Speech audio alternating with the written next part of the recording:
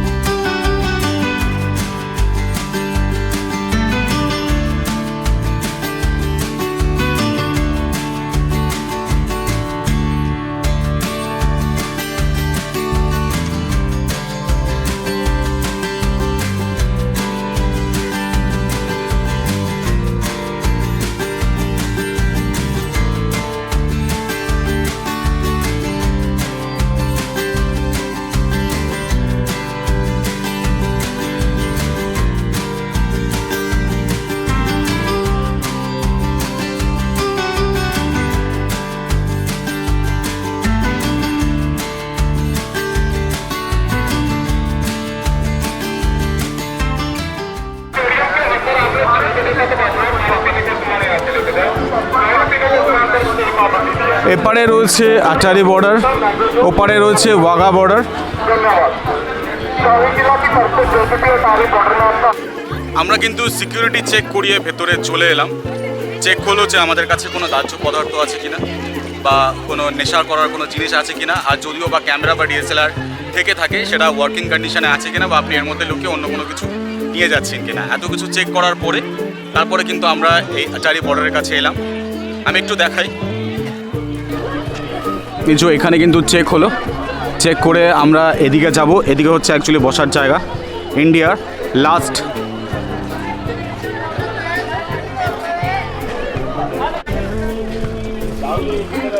আমরা কিন্তু ধীরে ধীরে আটারি বর্ডারের দিকে এগিয়ে যাচ্ছি।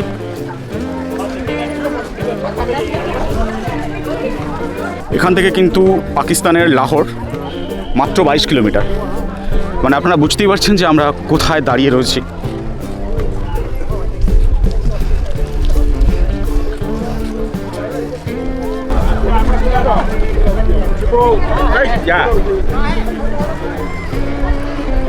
একজন ভারতীয় হিসাবে, একজন ভারতীয় নাগরিক হিসাবে আমার কিন্তু প্রত্যেকটা লোমকূপ শিহরিত,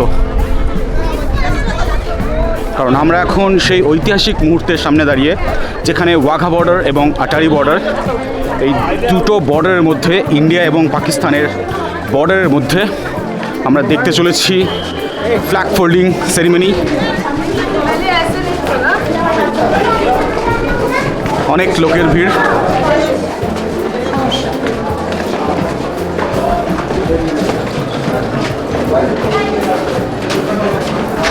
আমাদের ফ্যামিলিরা কিন্তু আগে গিয়ে জায়গা রেখে দিয়েছে।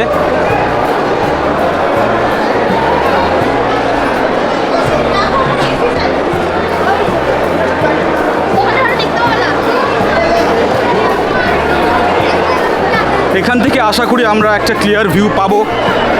পাকিস্তানের দিকটা অসুবিধা হবে একটু দেখতে। ঠিক আছে, অসুবিধা হবে না।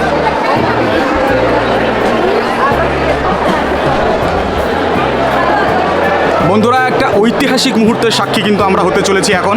তার কারণ হচ্ছে ওয়াঘা বর্ডার এবং আটারি বর্ডারের মধ্যে যে সেরিমনিটা হয়, বিএসএফ এবং ওখানকার আর্মিরা যে সেরিমনিটা করে, সেটা কিন্তু আমরা এক্ষুনি দেখতে চলেছি।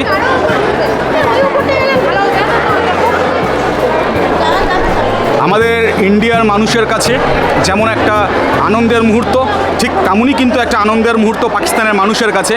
আমরা সামনাসামনি দাঁড়িয়ে শুধুমাত্র এক রাজনৈতিক বাউন্ডারি বা দেশীয় বাউন্ডারির মধ্যে দাঁড়িয়ে আমরা একে অপরের মানুষের সাথে সুসম্পর্ক বজায় রাখতে পারছি না।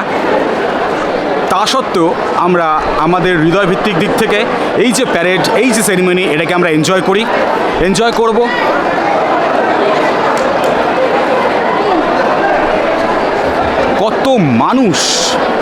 কত মানুষ, কত জনসমাগম, মানুষের ঢল নেমেছে কিন্তু এরিয়াতে।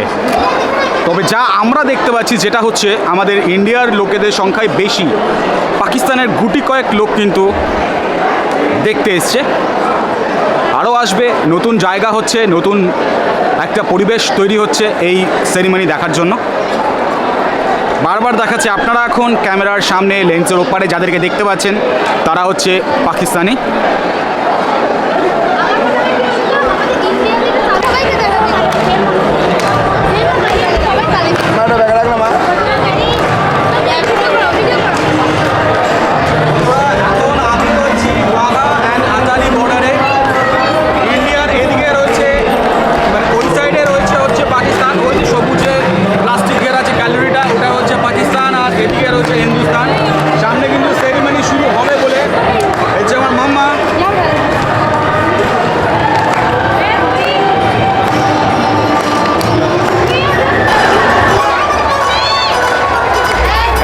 দেশাত্মবোধক গানের সাথে শুধুমাত্র মহিলাদের এবং বাচ্চাদের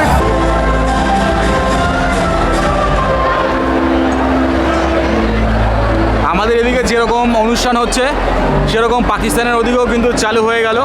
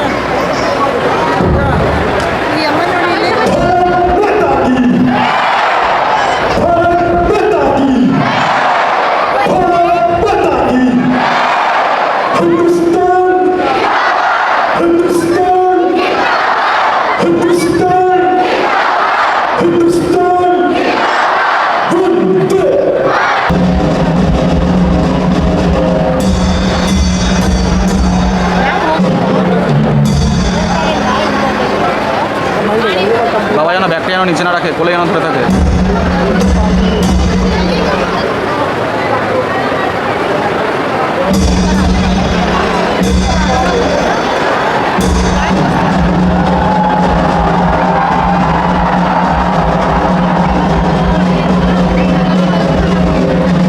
বন্ধুরা, এই সেই ঐতিহাসিক মুহূর্ত যার জন্য আমরা এতক্ষণ অপেক্ষা করে আছি।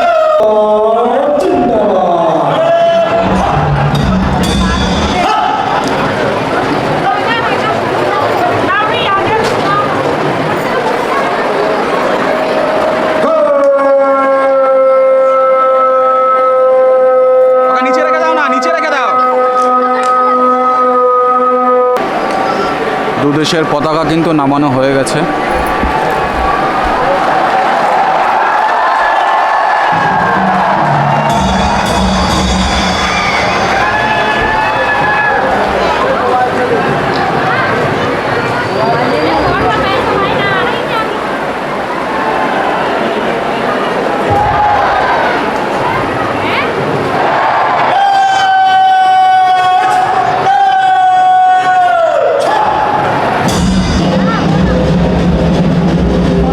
ভারতের আন বান শান আমাদের পতাকা।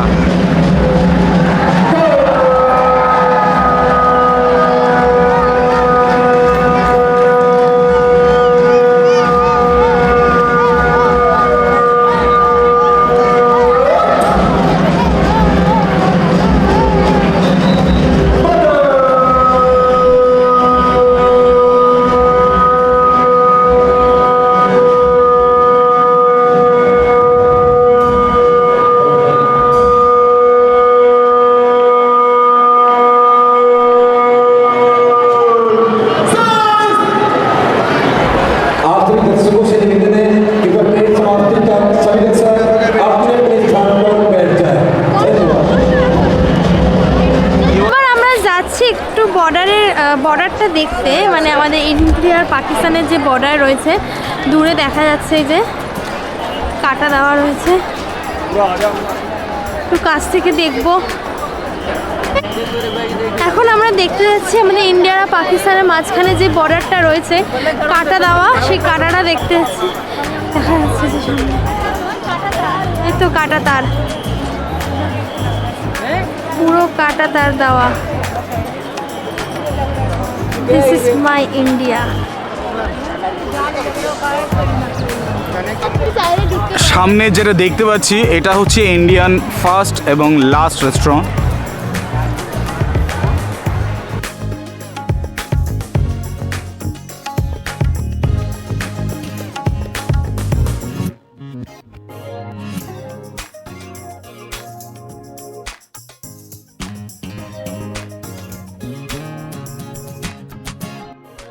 আমরা ঘুরে বাড়ি চলে এসেছি, এখন আমরা করবো ডিনার। আজকে রাতের খাওয়াটা তো ভালোই হলো। কেমন হলো তোর? ভালোই ছিল তো। চলো, খাওয়া দাওয়া মোটামুটি ভালোই হচ্ছে। তো আজকে ভিডিওটা এখানে শেষ করছি। ভিডিওটা ভালো লাগলে প্লিজ লাইক করবে, হ্যাঁ নিয়ে গেছে, কমেন্ট করে জানাবে কেমন লাগলো। যারা আমার ভিডিও নতুন দিয়েছে চ্যানেলটা প্লিজ সাবস্ক্রাইব করে দেবে। দেখা হবে আবার পরের ভিডিওতে। টাটা।